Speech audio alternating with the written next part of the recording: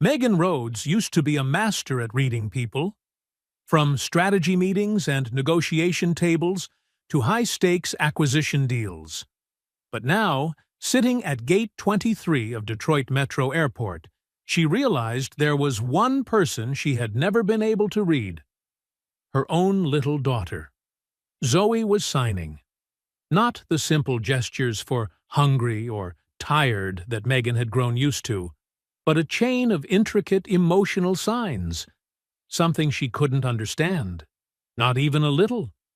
Before she could open her phone to look it up, a man with kind eyes quietly knelt down beside them. His hands moved fluently, responding to Zoe in the very same language, the language of silence, yet it rang clearer than any spoken word. And then Zoe's face lit up.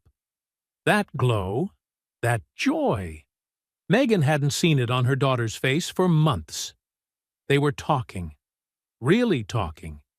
The kind of conversation that made the whole world around them disappear, leaving only two souls connected through their hands. Megan froze. She was standing right there, yet she felt as if she were outside her own daughter's world. What was Zoe saying that made her laugh so brightly? And why did this stranger seem to understand her child so effortlessly? In that moment, Megan realized something painful. For 7 years, she hadn't been raising Zoe in the world of sign language. She had been forcing her to live in hers. A world where Zoe always had to slow down, always had to simplify her feelings just so her mother could keep up. But here, with this man, Zoe didn't have to wait. Zoe could simply be herself. And that was when Megan Rhodes, product director at Lakefront Media Labs, the woman who had steered her company through the fiercest corporate storms, suddenly felt herself completely frozen. Because for the first time, she truly saw her daughter, and realized just how blind she had been all this time. If you believe that love isn't only in the words we say, but in the way we listen, hit subscribe so you don't miss the stories that touch the heart. But what happens when that flight, and that stranger, change the lives of Megan and Zoe forever? Let's begin with the flight to Traverse City. The flight to Traverse City had been Megan's idea, though she couldn't quite remember when exactly her desperation had turned into an actual plan. Maybe it was after her third therapy session, when the therapist gently said, "You need to meet Zoe where she is, not keep trying to pull her up to where you are." Or maybe it was during the custody mediation, when Scott's lawyer repeated the phrase, "communication barrier," 6 times. Each time she heard it, Megan felt as if someone had punched her straight in the gut. Communication barrier. It sounded as though the issue were merely a physical wall, not the painful truth that she, as a mother, had never spent enough time truly learning her own daughter's language. Whatever the reason, the result was this. She had booked 2 tickets to Traverse City. 1 week away from everything, just her and Zoe. No interpreter, no assistant, no buffer between them. That thought terrified her more than any board presentation ever had. Zoe sat cross-legged on the stiff airport bench, her purple turtle-shaped backpack resting against her legs. She had owned that backpack since she was 4. Even though Megan had tried to buy her newer, more grown-up ones, Zoe had always refused to switch. The fabric was worn thin now, one strap clumsily stitched where it had torn last summer. Megan had been the one to sew it. Late one night at the kitchen table, watching a muted YouTube tutorial so she wouldn't wake Zoe up. A small, ordinary moment. Yet one of the few times she'd felt like she was actually getting motherhood right. The waiting area buzzed with the usual Friday evening chaos. Families eager for vacations, business travelers glued to their laptops, and a group of college students clinking overpriced beers from the bar across the concourse, their laughter drowning out the announcements. Zoe quietly observed it all, her eyes moving slowly, taking in every small detail that Megan would have easily missed. She had always been that way, meticulous, sensitive, and silent. It was the pediatrician who had first noticed. At 6 months old, Zoe tracked movement around her, but startled at vibrations rather than sound. By her first birthday, they had the diagnosis: severe bilateral sensorineural hearing loss. Megan had memorized every syllable of that phrase, as if mastering the medical term could somehow soothe the terror inside her. It didn't. Still, they tried to adapt. Megan threw herself into learning American Sign Language, with the same intensity and discipline she applied to everything else in her life. She hired deaf tutors, bought every textbook, downloaded every learning app, even joined a Tuesday night parent support group. During the first year, she was committed. She signed everything, narrated her day in ASL, plastered the house with notes and sign illustrations, even replaced their doorbell with a vibration system. Scott had tried too, for a while. But while ASL was a language to master for Megan, it was merely a temporary fix for Scott. A crutch until, as he said, they could fix the problem. The arguments began small at first. Should they pursue cochlear implants?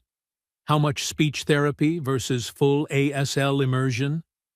Was it fair, Scott asked, to let Zoe grow up in what he called a limited world? Looking back, Megan understood now. Their marriage had ended long before the divorce papers were signed.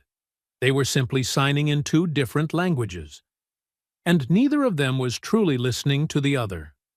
Now, watching Zoe's small hands move in intricate patterns she could only partially understand, Megan felt the full weight of her failures. Yes, she had learned ASL, but only enough to get by. Enough to ask whether Zoe wanted apples or oranges, whether she'd done her homework, if she was tired, cold, or needed the restroom. That wasn't the language of love. It was the language of survival. And somewhere between the whirlwind of work and responsibility, in the relentless climb that turned Lakefront Media Labs from a tiny startup into an 8-figure company, she had stopped learning, stopped improving, stopped reaching into her daughter's world. She had told herself, "It's fine." Zoe had interpreters at school. They still texted. They still FaceTimed. They still talked. But now, looking back, Megan saw the vast canyon between communication and connection. And only now did she truly understand how deep that abyss really was. Zoe's hands suddenly stopped, and she looked up at her mother, her eyes shimmering with an unspoken question. Megan recognized the sign for where and maybe what time, but the rest came too quickly. A blur of gestures, a rain of signs she simply couldn't keep up with. She reached for her phone, intending to type her response, when a shadow fell over them. "Excuse me," a voice said, warm, slightly raspy, the kind of voice that sounded like it had told many long stories. I couldn't help but notice. Megan looked up. Standing in front of her was a man who kept just enough distance not to intrude. He looked to be in his 40s, dark brown hair streaked with silver, tanned skin, the mark of someone who spent plenty of time outdoors. He wore jeans, a faded Patagonia jacket, and scuffed leather boots. Not stylish, but real. Everything about him seemed to say, "I don't belong in your world." Or at least, not in the world of glass offices and grand boardrooms that Megan was used to. But it was his eyes that caught her attention. Eyes lined with faint wrinkles, the kind that come from laughing often and living honestly. And he was smiling, not at Megan, but at Zoe. He slowly knelt down, gently, carefully, like someone approaching a shy cat, and lifted his hands. Megan froze, watching as his fingers began to move. A SL. but not the rigid, textbook-perfect signs she had learned from videos and manuals. His movements were fluid, rhythmic, alive, the kind of signing that came from the heart, not the head. He was asking Zoe about her turtle-shaped backpack, and in an instant, Zoe's whole face lit up. Her small hands began to dance, fast, graceful, full of excitement, so quick that Megan could only catch fragments, something about sea turtles, swimming, and a book she once read. The man laughed, a deep, genuine laugh that rang through the busy terminal, turning a few heads. Then he signed something that made Zoe burst into silent laughter, her tiny shoulders shaking, her eyes glowing with pure joy. Something tightened in Megan's chest. When was the last time she'd made Zoe laugh like that? When was the last time they'd truly talked, instead of just exchanging information? The man looked up at her, his smile softening into one of gentle understanding. "Sorry, I should have introduced myself first," he said, switching to spoken English. "I'm James Walker." I saw her signing and thought, maybe I could just say hello. My daughter's deaf, too. He stood and offered his hand. Megan shook it almost automatically, her professional instinct kicking in, even as her thoughts scrambled to catch up. "Megan Rhodes. And this is Zoe, he repeated, signing her name with an easy smile. "That's a beautiful name. It means life." Zoe nodded eagerly and signed a long, animated string of gestures. James raised his brows, his eyes lighting up. "Oh, your mom picked it?" He looked at Megan. "That's a wonderful choice. Life? Something resilient, unbreakable, that always finds a way to survive and grow, even under the harshest conditions." His gaze carried quiet admiration. "That's a very meaningful name." Megan felt her cheeks grow warm. She had once said those exact words. In a tiny hospital room, 2 hours after Zoe was born. She could still picture herself holding her newborn, counting each tiny finger.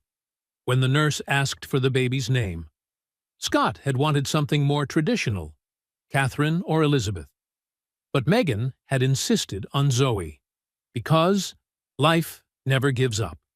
It endures pressure, adapts, and then shines. She had believed that name would be her daughter's shield. "Thank you," she said softly, her voice slightly hoarse. "Are you traveling with your daughter?" James shook his head. A flicker of shadow crossed his eyes, so fleeting that Megan couldn't name it. "No, Harper's in Traverse City with her grandmother. I had a few days of work in Detroit, and now I'm flying back." He hesitated, then added, "Actually, if you don't mind, could I sit with you for a bit? The flight's delayed about 90 minutes, and it's rare to meet another ASL family. Harper doesn't often get to chat with other deaf kids." Megan should have said no. She didn't know this man. A cautious part of her whispered about strangers. But Zoe gently patted the seat beside her, her eyes bright with hope, signing one simple word Megan understood instantly. "Please." And in James's face, there was something quietly trustworthy. Or maybe, Megan thought, she was simply desperate for anyone. Someone who could speak to her daughter in the way she no longer could. "Of course," she said, keeping her voice calm. "We'd love some company." James sat down, moving with an ease that made it seem as if he already belonged in that space. Within seconds, he and Zoe were deep in lively conversation. Megan sat beside them, silently watching, trying to follow along, but she understood only a third of it. Zoe was talking about school, her art class, and something that had happened during recess. James listened with the kind of attentiveness few adults ever gave children, engaging with his eyes, nodding, smiling, asking questions with his hands and face. And Megan realized it had been so long since she'd seen Zoe like this, completely free, completely herself. James took out his phone, opened his photo library, and showed Zoe a picture.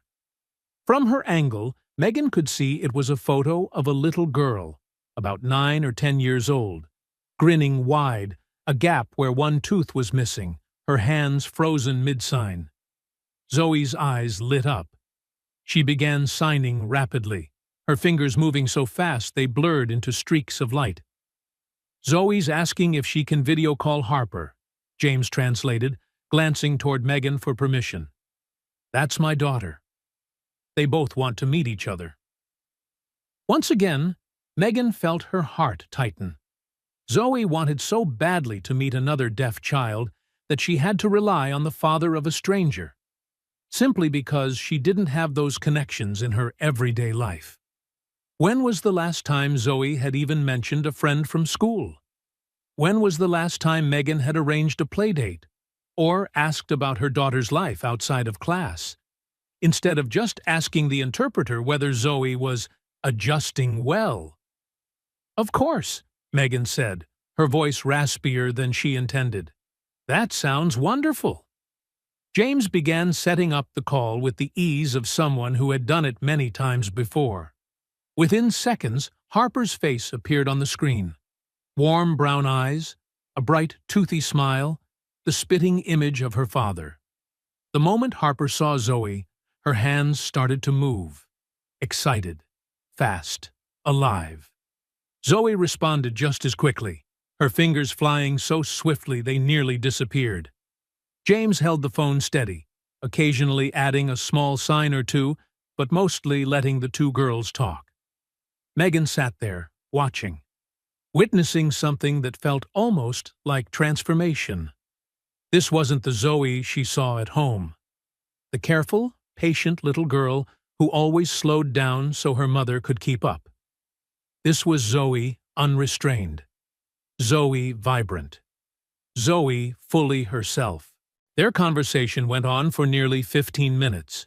The girls talked about everything. Favorite colors, whether dragons were real, what they wanted to be when they grew up.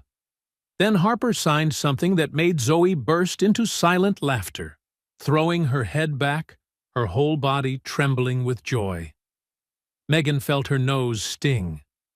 Tears welled at the corners of her eyes.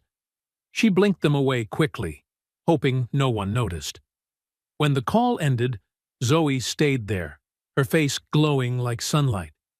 She turned to her mother, hands moving fast, her expression vivid and animated. Megan tried to follow, catching only fragments. Friend? Fun? Maybe? Summer. The rest washed past her like waves. She looked to James, her eyes almost pleading. He was still seated calmly, a faint smile on his lips. "She's asking," he translated, "if she can visit Harper this summer. There's a camp for deaf kids in Michigan that Harper goes to every year. Zoe really wants to go." He hesitated briefly, then continued, slower this time. "Zoe also said there aren't any other deaf kids at her school. Just a few hearing classmates who know a little bit of signing." The words hit Megan like a blow. Zoe's school did have a program for deaf and hard-of-hearing students. That was precisely why they'd chosen it. Top-tier equipment, certified interpreters, small classes, an environment where everyone used ASL. But apparently, a program didn't mean a community. Apparently, her daughter had been lonely in ways Megan had never even noticed. "I didn't know," she whispered, almost to herself. "About friends. She never said anything." James looked at her, his voice gentle but firm enough to make her chest ache. "Did you ask?" Megan opened her mouth to argue, then closed it again. Had she ever really asked? Had she ever opened a conversation wide enough for Zoe to feel safe sharing anything real? Or had she just been checking boxes, the routine checklist of a busy parent? School okay? Homework done? Any problems? All questions that could be answered with a simple yes or no. The simplest signs she was sure she knew. she hadn't been talking to her daughter. She'd been conducting a daily report with her own 6-year-old. Before the guilt could swallow her whole, her phone started vibrating again. Scott's name lit up on the screen. Megan exhaled sharply, muted the call, and slipped the phone back into her bag. He had been calling and texting all day, ever since she'd told him about the Michigan trip. Not asking permission, just telling him. Because legally, she didn't need his consent for this vacation. She was exhausted from always having to ask permission just to be a mother. The phone buzzed again. Then again. James glanced over, then back at her. His face stayed calm, unreadable, free of judgment. "Sorry," Megan murmured. "My ex-husband. He's not thrilled about this trip." "The Michigan trip?" James asked. She nodded. "He thinks I'm being impulsive. That Zoe needs stability, not adventures." She didn't add the rest. That Scott had accused her of trying to compensate for guilt with grand gestures, that she should stop performing motherhood and focus on truly understanding her child. That he was considering filing for primary custody, because, as he'd said, Zoe deserves a parent who can actually communicate with her. James let out a thoughtful hum. Does Zoe like stability and routine? A question that sounded simple, yet froze Megan where she sat. Did Zoe like routine? She honestly didn't know. Did Zoe like routine? Probably. She ate the same breakfast every morning, followed the same bedtime ritual every night, and carried that old purple turtle backpack everywhere she went. But was that her choice? Or just a habit shaped by the way her mother lived? Was Zoe truly being herself? Or merely becoming the version of herself she thought her mother wanted to see? "I don't know," Megan admitted, her voice barely a whisper.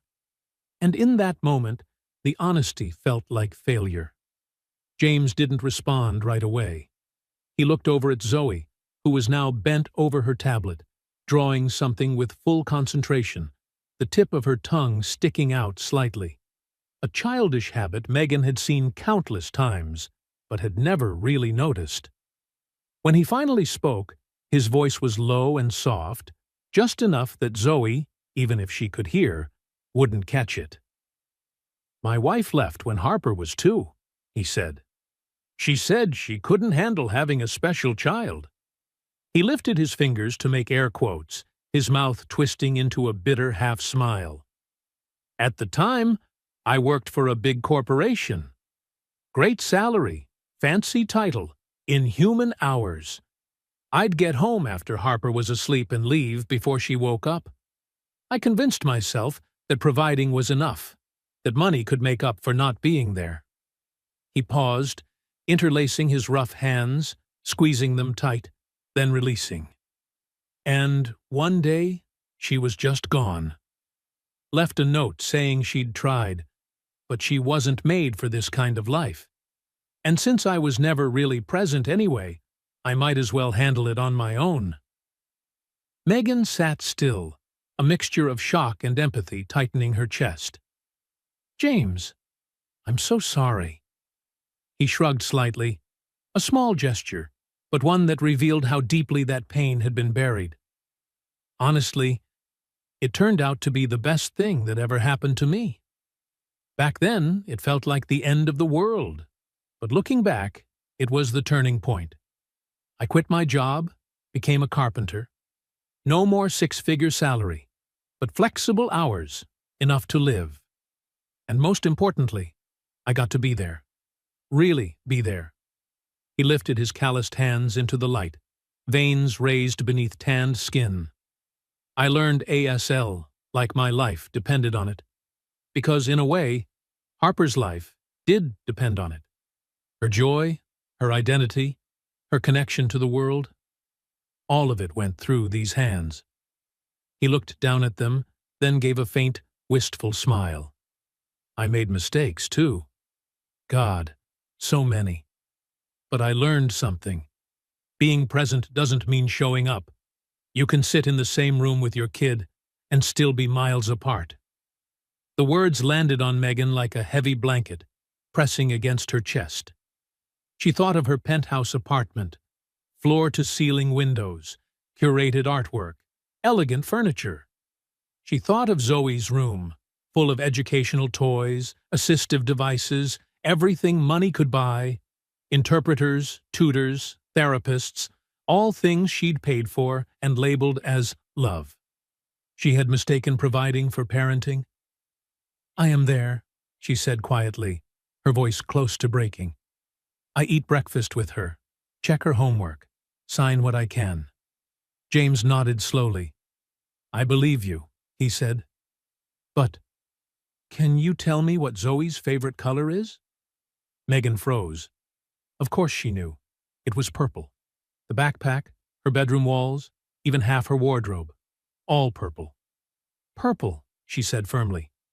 James smiled softly, then turned to Zoe and signed something. Zoe looked up, eyes bright, her little hands moving fast, before bursting into a soundless giggle. James turned back, his smile gentle. "She says her favorite color used to be purple. Now it's teal, like the ocean. She changed her mind 4 months ago, after you took her to the aquarium. 4 months ago." Megan froze. She remembered that day vividly, a rare Saturday morning without meetings, when she'd spontaneously decided to take Zoe to the aquarium. Zoe had been mesmerized by the jellyfish tank, pressing her tiny palm against the glass, eyes wide with wonder. Megan had taken a picture, posted it on Instagram, captioned it, "Quality time with my girl," then spent the rest of the trip replying to work emails. She hadn't even noticed that, in that very moment, her daughter had fallen in love with a new color. James seemed to catch something in her eyes.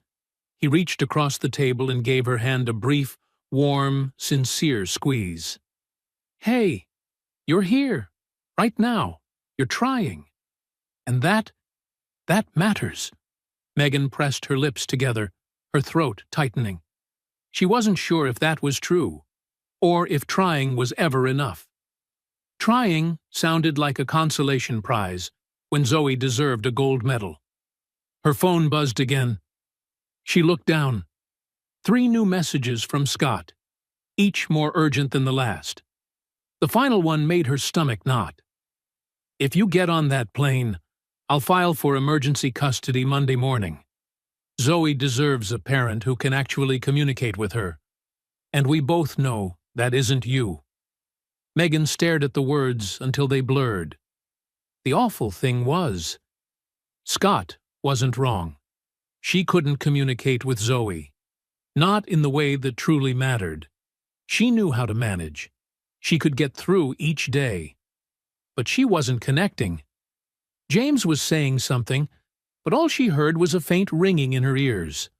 She stood up abruptly, muttered an apology, and nearly ran toward the restroom at the end of the hall. Inside, she locked the stall door, pressed her back against the cold wall, and tried to breathe. Just breathe. The air felt thick. The fluorescent lights buzzed overhead. Somewhere beyond the tiled walls, a baby was crying, muffled, distant, heavy. Megan leaned her forehead against the cold metal door, and she wondered why she had ever thought Michigan was a good idea in the first place. Megan had once imagined this trip. Long walks where no words were needed, only the comfort of shared silence and the stillness of nature around them. She had pictured the hotel room with attentive room service and subtitled movies that Zoe always loved to watch. She had imagined that somehow, simply by changing the scenery, by trading one city for another, one atmosphere for another, she would magically become the kind of mother Zoe deserved. But now, sitting in the cold, sterile airport restroom, she understood. You can't run away from your own shortcomings. You can't patch over 7 years of distance with 1 week in Traverse City. Her phone buzzed again, Another message from Scott. This time it was a screenshot of a legal document. He wasn't bluffing. He really was going to file for custody. And maybe he should. Maybe Zoe would be better off with a father. Flawed, yes, but at least honest about his limits. Scott had never pretended to be anything else. He'd been upfront about not believing ASL was essential, that technology and medical intervention were the future, that if Zoe just tried hard enough, she could live like a normal person. Megan had fought him over that. She had insisted that Zoe needed to be immersed in deaf culture, to be proud of herself, of her language, of her identity. She had truly believed she was right.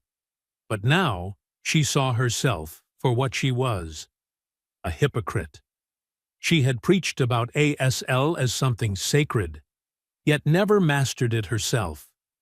She had talked about the deaf community, though Zoe had never had a single deaf friend. She had built an entire philosophy of parenting and failed to live by it.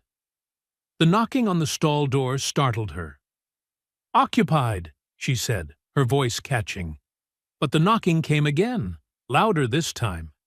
Megan frowned, unlocked the door, ready to unleash her irritation at whoever couldn't take a hint, and froze. James stood there, right inside the women's restroom. He looked both awkward and determined, like a man who knew he shouldn't be there, but had decided he needed to be anyway. "You can't be in here," she said flatly. "I know," he replied. "Zoe was worried. She saw your face before you left." He shifted his stance, lowering his voice. "Listen, I don't know what's going on, and you don't have to tell me. But that kid out there, she adores you. I can see it. The way she looks at you, like you're her whole sky. Whatever you think you're failing at, Zoe doesn't see it that way." Megan laughed, a broken, hoarse sound. "She doesn't see it because she's 6, and I'm all she's got. But she deserves more. She deserves someone who can actually talk to her, who understands when she's happy, scared, or sad. Someone who doesn't need a translation app to speak to her own daughter." The words spilled out before she could stop them. Her dad's right. I'm not enough. I thought love, money, and good intentions were enough. But they're not. Zoe needs someone better than me. James was silent for a long time. A woman entered, froze at the sight of them, blushed furiously, muttered an apology, and backed out. He barely noticed. Finally, he said softly, "Can I tell you something about Harper?" Megan wiped her tears and nodded. "When she was 4, he began, she asked me why I talked funny. My ASL was awful back then. I was learning, but I kept messing up, signing backwards, confusing similar signs, unable to keep up when she got excited." He gave a small laugh, but there was pain beneath it. "I remember panicking, thinking, God, I'm ruining this kid. Harper needs a deaf parent, or at least someone fluent, not me, this clumsy guy who can barely get through a sentence." He paused, gaze distant. "Then I apologized to her. I told her I'd try to learn faster. And you know what she said?" He smiled faintly.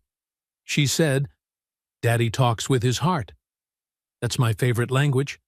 Something cracked open in Megan's chest. Her voice trembled. "Zoe deserves someone who can speak with both heart and hands." "Maybe," James said, nodding gently, eyes warm.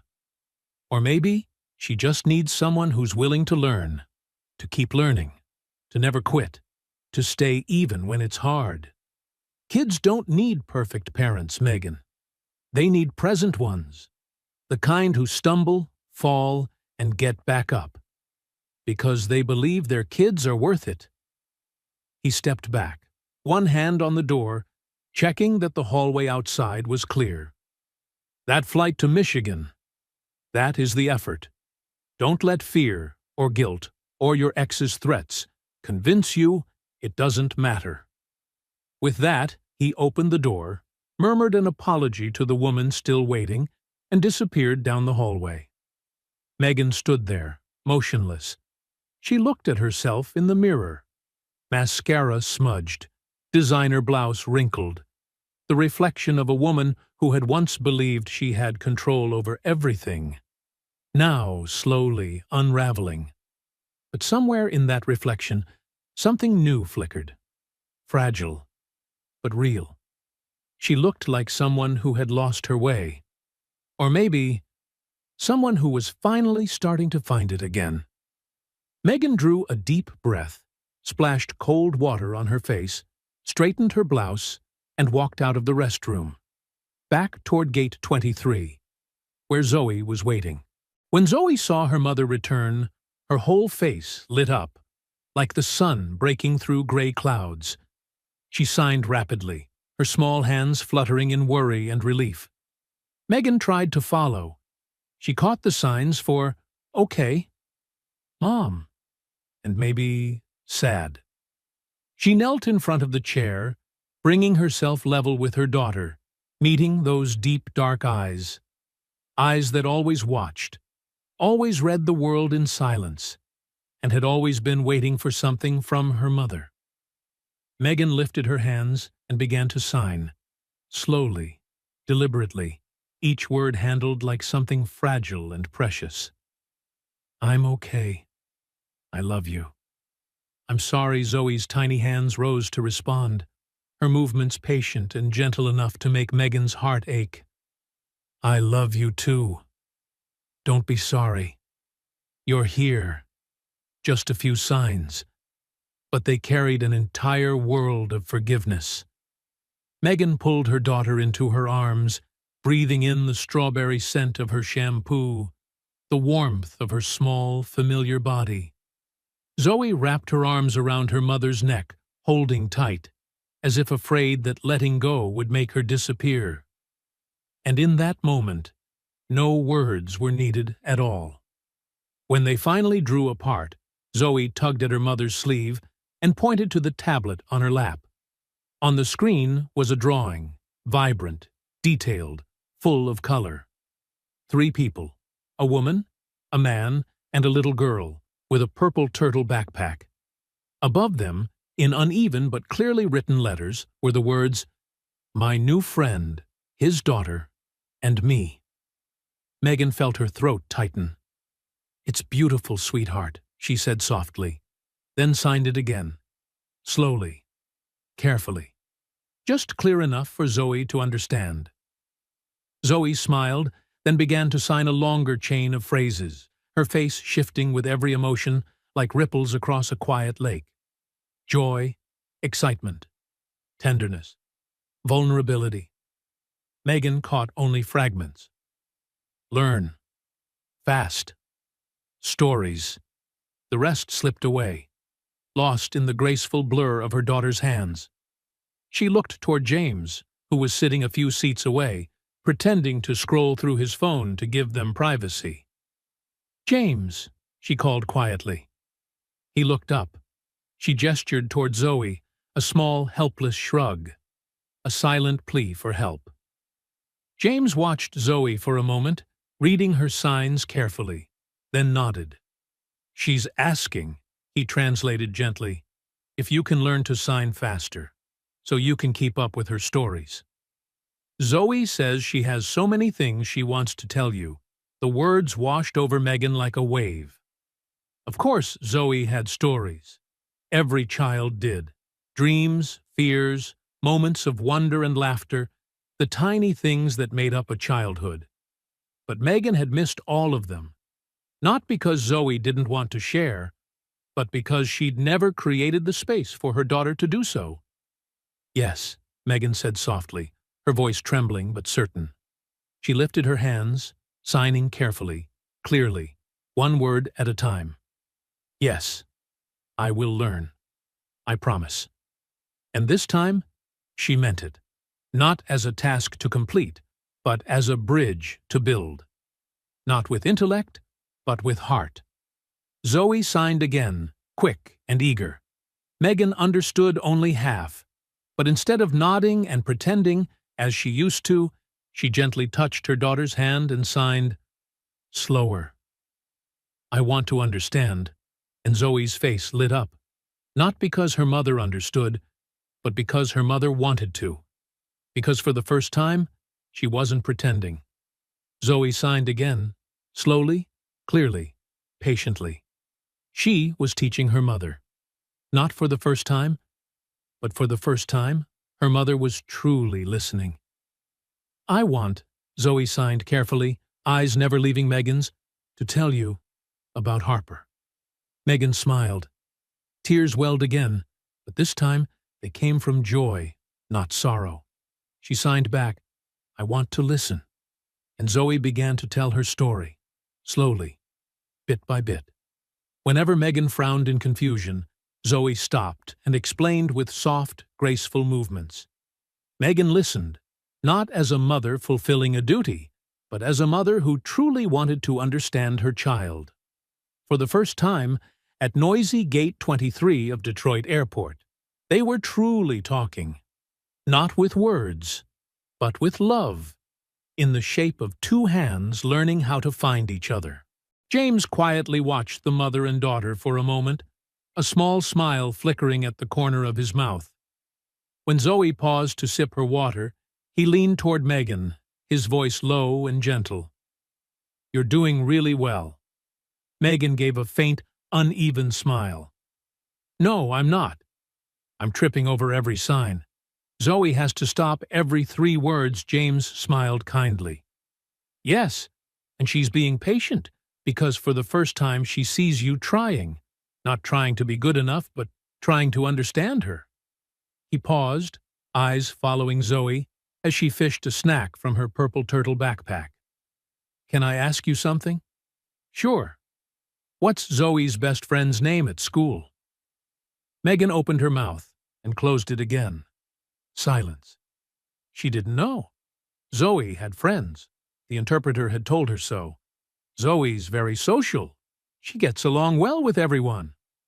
But the names of those friends? She'd never heard Zoe mention even one. "I don't know," she admitted, her voice barely audible. James nodded, not judging, just encouraging her to keep going. "What about her favorite food?" "Pasta," Megan answered immediately. "She eats pasta all the time?" "What kind?" Megan hesitated. The simple question felt like a blade turning in her chest. Zoe ate pasta, but because she liked it, or because it was what her mother ordered? Because it was quick, easy, and didn't require much conversation? She took a shaky breath. "I'm not sure." James nodded slowly. "What is she afraid of?" he asked, still in that calm, unpressured tone. "Not big fears. I mean the small ones. The kind only children have," Megan tried to think. "The dark?" "No. Zoe slept fine without a nightlight." "Thunder?" "No." She couldn't hear it. "Bugs? Strangers?" "No." She wasn't sure at all. 7 years of motherhood. And she didn't know what scared her own daughter. "I don't know," she whispered, her voice cracking. James stayed quiet for a moment, as if honoring that silence. Then he spoke softly. "When Harper was 6, the same age as Zoe, I thought I was doing great, too. She went to school, ate well, slept on time. Everything seemed fine. Until her teacher called me one day. Harper had a meltdown at school, crying uncontrollably, refusing to use the restroom." He looked down at his rough, calloused hands. "Turns out she was terrified of automatic toilets." The sudden flush, the vibration, the unexpected splash. It scared her. She never knew when it would happen, so she just held it in. For 2 years. 2 years, Megan. And I, the dad who thought he was always there, had no idea. "She didn't tell you?" Megan asked softly. "I asked her that too," he said, smiling sadly. "She said, 'I thought every kid was scared of those. I thought I just had to be brave.'" He lifted his gaze to meet hers, Kids don't always tell us things. Sometimes they need to be asked. Sometimes they just need to know that we want to know. Not to fix it, not to solve it, but simply to understand. Megan turned to look at Zoe, calmly munching on a granola bar, eyes fixed on her tablet, peaceful and focused. Her daughter, the one she thought she knew. The one she'd provided for, protected, loved. And yet, she realized now, she didn't know her at all. "How do I even start?" she asked, her voice trembling. "How do I learn my own child again?" James smiled, his eyes soft like late afternoon light. "The same way you learn any language. One word at a time, one conversation at a time. And don't be afraid to get it wrong." He nodded toward Zoe. "She's the most patient teacher you'll ever have. She already knows you want to learn. Now you just have to show her you're ready to be the student." Megan took a deep breath, then gently touched Zoe's shoulder. The little girl looked up, eyes curious. Megan signed slowly, each movement deliberate and careful. "I want to learn. Will you teach me?" Zoe's face lit up as if someone had switched on a light inside her. She nodded eagerly, then started signing, but stopped halfway, remembering her mother needed a slower pace. Zoe signed one word, waited. Megan copied it. Zoe nodded, grinning. Another word. This one Megan recognized. "Friend." She repeated it, a bit clumsy. Zoe clapped, her smile spreading wide. Then she signed something more complex, breaking it into smaller parts when she saw her mother hesitate. James watched them, his eyes softening, a quiet mix of hope and faith. "Hey," he said after a moment. "Harper and I live near Sleeping Bear Dunes. It's not far from Traverse City. If you two have time this week, maybe we could meet up. Let the girls play together?" Megan looked up, surprised. "Are you sure? I wouldn't want to intrude." "You wouldn't," James interrupted gently, smiling. "Harper would love it. She doesn't get many deaf friends visiting. And—" he paused briefly. "Sometimes it helps to have someone who's already walked this road. Not to tell you what to do, just to remind you you're not alone." Megan swallowed hard, her throat tight. "I'd like that. Thank you." James took out his phone. "Want to exchange numbers?" They entered their contact information, and just then, the airport speakers crackled to life. "Flight 237 to Traverse City is now boarding all passengers." Around them, travelers began gathering their bags and lining up as usual. James stood, offering his hand. "Looks like we're on the same flight." Megan took it. The calloused, warm, steady hand. "Looks like it." Zoe slipped on her turtle backpack, her tiny hand sliding into her mother's. The three of them walked toward the gate. An unlikely trio, bound together by language, patience, and something quietly beginning to grow. As Megan handed over her boarding pass, her phone buzzed again. Sender, Scott. Almost certainly another threat, another demand, another reminder that she was doing it wrong. She silenced it, didn't look, slipped the phone into her pocket. For the next week, she would answer no calls. For the next week, she would simply be a mother, learning to listen not with her ears, but with her heart. The plane lifted off the runway under the golden sunset of Michigan. Amber light poured through the window, bathing the cabin in a warm, honey-colored glow. Zoe pressed her face against the glass, eyes wide as the world below shrank, houses turning into tiny squares, roads into glowing threads that wound across the fading earth. Her small hands began to move, dancing through the air, telling her mother about the clouds, the birds, the little cars still crawling far below. Megan sat beside her, quietly watching. Not just looking at the movements, but seeing them. Not just noticing the shapes of her daughter's hands, but trying to feel the meaning behind them. She recognized a few familiar words. White, cotton, probably talking about clouds. Then fly. Then a new sign she didn't know, one that she guessed meant free. After that, Zoe pointed downward, signing a long, flowing stream, too fast for Megan to catch more than fragments. She could have nodded along. She could have smiled and pretended to understand, like she'd done thousands of times before. But this time, she didn't. This time, Megan gently touched her daughter's hand. Not to interrupt, but as an invitation. She signed slowly, each word distinct and careful. Slower. I want to understand everything. Zoe turned, eyes wide in surprise. Then, slowly, something appeared on her small face. First confusion, then hope, and finally, pure joy. She nodded, began again. This time, slower. This time with the kind of patience no 6-year-old should have to learn, but Zoe had, from too many times waiting for her mother. Clouds, she signed, pausing for her mother's nod. Like, pause. Cotton. Megan nodded, signed back. Cotton. Yes, Zoe giggled, her face shining like the sunlight glancing off the window pane. I want, she paused, looked at her mother, to touch, see, if soft. Megan nodded, signing again, slower, but steady. You want to touch the clouds to see if they're soft? Zoe clapped silently, her whole body trembling with excitement. Mom understands. Mom really understands.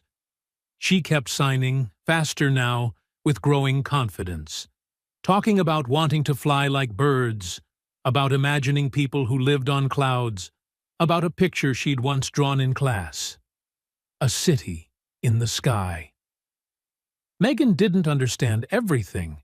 She missed signs, fumbled others, but this time she asked. And Zoe, with the patience of a child who had waited her whole life to be understood, taught her again. Across the aisle, James watched quietly. When Megan glanced up, he gave a small nod, a look that said, without words, "You're doing it right. Keep going." Megan smiled back, and she thought, maybe, just maybe, for the first time in her life, she truly was. 20 minutes later, the beverage cart rolled down the aisle. Zoe tugged at her mother's sleeve, signing, "You tired?" Megan thought about it. Yes, she was tired. Her head tight like a drawn string, eyes burning from the effort, hands trembling from keeping up with every movement. But it wasn't the exhaustion of defeat. It was the good kind, like muscles being used the way they were meant to be, like a mind stretching into new space. She smiled and signed back. No, I'm happy. For the first time in her life, she signed a sentence she hadn't rehearsed, hadn't looked up, hadn't practiced in front of a mirror. She spoke from her heart, not her head. I love talking with you. Zoe froze for a moment, eyes softening. She reached out, took her mother's hand, not to sign, just to hold it. They sat like that, side by side, gazing through the window as the sky shifted from gold to violet, then slowly into night. After a while, Zoe lifted her hands again, signing, "Can I ask something?" Of course. Zoe bit her lower lip, eyes shining with both hope and hesitation. Can we meet Harper? For real? Megan nodded without hesitation. Yes, I'll call James as soon as we land. Zoe smiled, then signed again. Slower this time, more careful. And the summer camp? For deaf kids? Megan remembered what James had said. A summer camp Harper went to every year. A place where kids like Zoe could play, learn, belong. She thought of all the times she had said no. No to deaf community events. Too busy. No to parent groups. Afraid of being judged. No to opportunities to connect. because she was scared to face her own inadequacy. She had said no so often that she'd forgotten how to say yes. She took a deep breath, then signed, "Yes. We'll look into it. If you want to go, you'll go." Zoe squealed silently, throwing her arms around her mother's neck, hugging tight. Megan felt her daughter's small body tremble. Maybe from laughter, maybe from tears, maybe both. When Zoe looked up again, her eyes sparkled. She signed a quick, excited string of words. Megan caught only a few, but enough to understand. "Thank you." "Mom." "Happy." Megan smiled, tears spilling freely down her cheeks. She signed back, her voice thick with emotion. "I'm happy too." And for the first time, it wasn't a lie. A flight attendant passed by, handing out snacks as the cabin lights dimmed. Zoe leaned her head against her mother's shoulder, her tablet resting quietly on her lap. She wasn't drawing or signing, just sitting in peace. The kind of peace only a child who feels completely safe can know. Megan looked out the window, at the sky darkening to deep indigo. Somewhere below lay Traverse City, Sleeping Bear Dunes, and a week ahead meant just for the two of them. She wasn't naive enough to think everything would be perfect. A week couldn't repair 7 years of distance. She would still stumble, still miss things, still need Zoe's patience. But this time, she wouldn't pretend. This time, she would ask. And maybe that was all Zoe had ever needed. Not a perfect mother, but one who truly tried. The plane began to descend. Megan's ears popped from the pressure change. She turned to Zoe, who was half asleep, but still aware enough to feel the shift. Megan gently touched her daughter's shoulder and signed, "You okay?" Zoe smiled, nodded, then signed back. 3 simple words. "Okay." With Mom, 3 words. But for Megan, they meant the beginning of everything new. The plane touched down with a gentle jolt. Cabin lights flicked on, and the usual rustle began, seat belts unclicking, overhead bins opening, passengers eager to stand and queue in the narrow aisle. Megan didn't rush. For the first time in a very long while, she wasn't thinking about the next meeting, the unread emails, or the endless to-do list. She was here, with Zoe. The little girl pressed her face to the window, trying to see the runway lights through the dark. When the plane came to a full stop, she turned and signed, "We're here." "We're here," Megan signed back. But in her mind, those words meant more. Not just arriving in Traverse City, but arriving at a new beginning. Arriving at a way of living where she would stop running, and finally, start staying. They waited patiently as the rows ahead of them filed out. James stood, pulled his duffel from the overhead bin, and looked back. "Got a ride arranged?" "I'm renting a car," Megan said. He hesitated for a second. "If you'd like, I can give you a lift." "I'm passing through Traverse City on my way back to Sleeping Bear Dunes. We can set up a time for Harper and Zoe to meet." Megan knew she should probably refuse. They'd only met a few hours ago. But sometimes, strangers stop being strangers the moment they see you at your most vulnerable, and choose not to look away. "We'd appreciate that," she said. Outside, the Michigan night was crisp and dry, scented faintly with pine and the cool breath of Lake Michigan somewhere beyond the hills. Overhead, the sky shimmered with more stars than she'd seen in Detroit. Stars that city lights could never hide here. Zoe tilted her face upward, lips parted in awe. She began signing rapidly. Many, bright, and maybe beautiful. "Yes," Megan signed back. "Beautiful." In James's old pickup, the worn leather seats smelling faintly of sawdust and cedar, Zoe quickly fell asleep in the back, her head resting against the window. Megan watched her through the rearview mirror. Streetlights flashed across the child's peaceful face, painting it with thin blankets of gold. She looked simply like a child again, free from the constant effort of slowing herself down, of making her feelings easier for others to grasp. "You're doing something brave," James said quietly, eyes on the road. "Coming here. Admitting you don't know how. Being willing to learn." "I don't feel brave," Megan confessed. "I feel scared, like I've wasted too much time, and now I'm racing the clock." "You are racing it," James said, not to comfort but to be honest. "None of us get back the time we've lost. But we do get to decide how to use what's left." He paused, his voice steady in the hum of the tires. "Harper's 12. 6 more years, and she'll be off to college. I count the days, not because I want her gone, but because I want to be sure I don't waste any. Every breakfast, every talk, even every argument matters, because they're finite." Megan swallowed hard. "Zoe's 6. You've got 12 years, he continued. "It sounds long, but it'll go faster than you think." "So where do I start?" Megan asked quietly. "There's so much to learn. ASL, deaf culture, the community. Things I should have known years ago." James smiled faintly in the dark. "Start tomorrow. Wake up and ask Zoe what she wants to do. Ask like you mean it. Not to confirm your plan, but to hear hers. When she answers, listen. Really listen.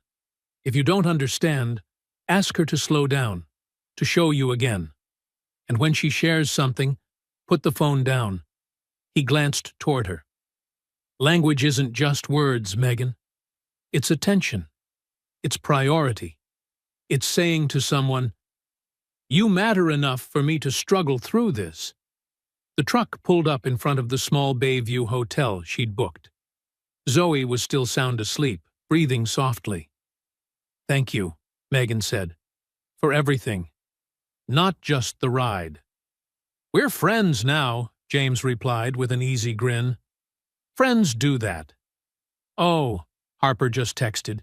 "She wants to know if Zoe's free tomorrow to go to the beach. Just a walk, nothing big, so they can hang out." Megan thought of the itinerary she'd built.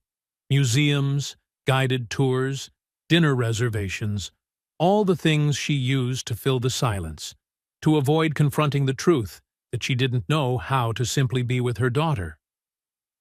"We'd love that," she said. And this time, she meant it.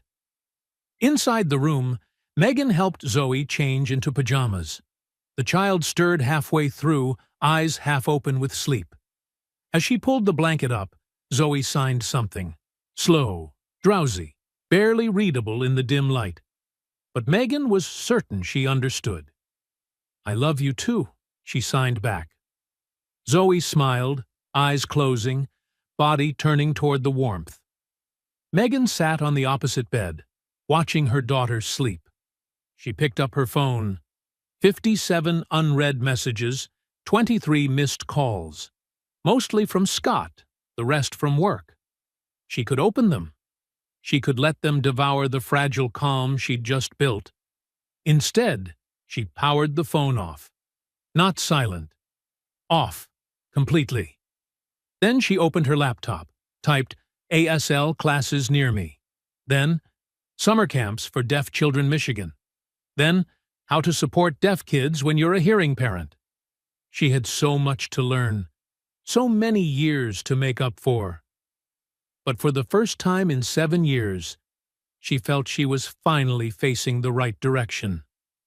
The next day, on the sand of Sleeping Bear Dunes, Megan watched Zoe and Harper run along the shoreline. 2 little figures chatting in their own language, a flurry of hands and laughter that carried no sound, yet somehow filled the air like music. James stood beside her, both of them silent, smiling whenever their daughters laughed. That laughter without sound, the purest music there was. "You know," James said, "last night Harper asked if Zoe could be her little sister." Megan laughed, blinking back tears. Zoe drew a picture with Harper in it. She called her my new sister. James chuckled, eyes crinkling. We could do worse.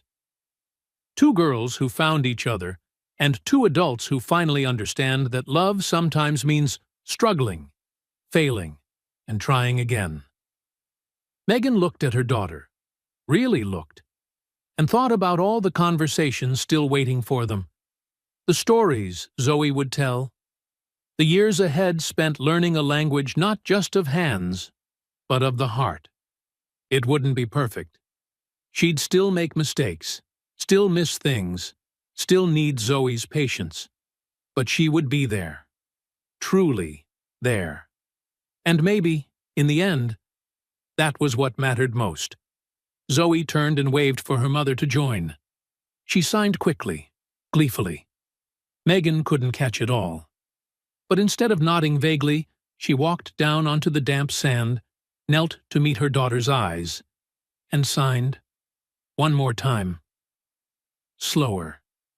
I want to understand, and Zoe, with the brightest smile Megan had ever seen, began again.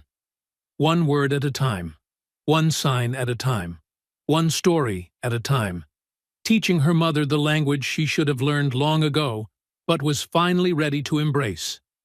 The language of love. The language of connection. The language that doesn't need perfection. Only sincerity. Under the Michigan sun, with the waves murmuring a song neither of them could hear but both could feel, mother and daughter began again. Not from the starting line, but from exactly where they stood. Together. At last. If this story touched your heart, don't forget to like, subscribe, and turn on the bell so you won't miss the next journey of healing. Have you ever shared a language that was yours alone with someone you love? Tell me your story in the comments. I'd love to read it.